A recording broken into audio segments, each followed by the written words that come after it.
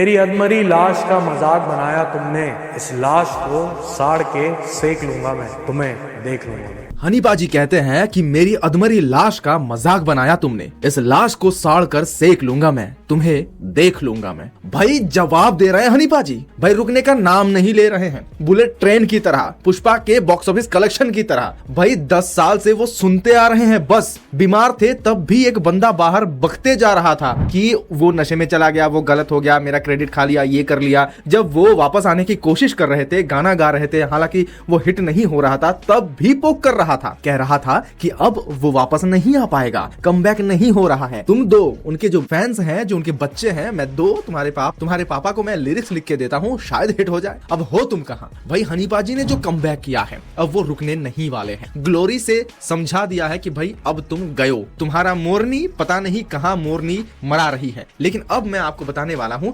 Actual में क्या हुआ है, क्यों इतना गुस्सा है। रियलिटी शो में उनके ऊपर जो कमेंट्स किया था वो तो ठीक भी था, यहाँ पर उन्होंने सीधा सीधा बात कहा है आज तक के न्यूज चैनल पर। वहां पर भी पूछा गया कि बादशाह के साथ आपका जो ये कंट्रोवर्सी चल रहा है, जो झगड़ा चल रहा है, उसका क्या कारण है, क्या आगे चल के हमें पैचअप देखने को मिलेगा। हनी पाजी ने इससे पहले भी कहा था, आज भी कह दिया कि बिल्कुल नहीं हो सकता, क्योंकि मैं आपको बताता हूं, उन्होंने कहा कि 10 साल से एक आदमी ने मेरे खिलाफ जहर घोला, मेरे लिए कमेंट्स पास किए हैं, मेरे बीमारी को लेकर भी फन किया है, मेरे नाम पे गाना भी निकाला है डिश करके। इतना सब कुछ होने के बाद क्या मैं उसे सहन कर पाऊंगा? क्या मैं उसे फिर से एक्सेप्ट कभी भी कर पाऊंगा? हनी पाजी ने यह भी कह दिया कि दूर भविष्य में भी कभी भी रफ्तार के साथ भी कुछ कोलैब हो भी सकता है, अनजाने में भी। इस बंदे के साथ, बादशाह के साथ बिल्कुल नहीं। उन्हें माफिया मुंडीर से तो निकाला ही था, निकल गए थे, हालांकि बादशाह ये कहते हैं, लेकिन अपने मन से भी निकाल दिया उस बंदे को। भाई उन्होंने क्लाइंट कह दिया था, इतना दूर कर दिया था। और हर बार कहते हैं कि नाराज अपनों से होते हैं, इस बंदे से हम नाराज नहीं है, मैं बिल्कुल भी इसके साथ कोई भी कनेक्शन नहीं रखना चाहता हूं। और अभी अभी हाल ही में रियलिटी शो में भी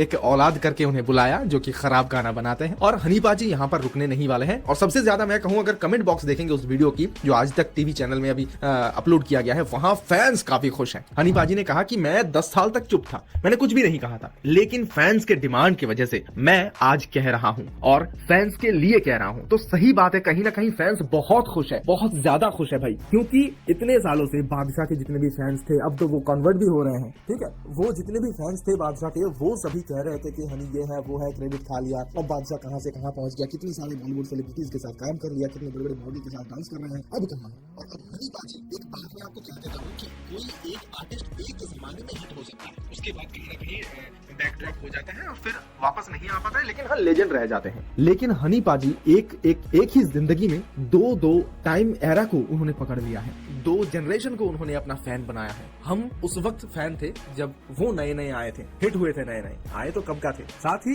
बीच में गायब हो गए। हम पुराना गाना भी सुनते थे, बादशाह को भी हमने सुना था, ऐसा नहीं कि नहीं सुना था, फिल्मों में वो गाते थे बंदा। उसके बाद अब जो नए बंदे आ रहे हैं, हमारा ही एज लगभग 25-26 हो चुका है, 27 हो चुका है, उस अभी जो नेक्स्ट जनरेशन के लोग आने वाले हैं, लौंडे आने वाले, वो भी मिलियनर गा रहे हैं, वो भी फैन हो रहे हैं। ये बंदा कौन है? हनी सिंह, यो हनी सिंह। एक अलग अलग छाप है इसके अंदर। और पता भी चल रहा है कि बादशाह जो हाल ही में वायरल हुआ था, वो ऐसा किया है, ऐसा पोक किया है। अब जवाब लो भाई, अब ले लो, तुम उड़ता तीर अपने पिछवाड़े में ले लिया है भाई बादशाह। अब अगर कुछ बोलोगे ना तो तुम धोए जाओगे, हालांकि तुम अभी धो ही रहे हो। नेक्स्ट मिलेंगे बहुत जल्द ऐसे ही एक और वीडियो के साथ, तब तक के लिए मुझे विदा दीजिए।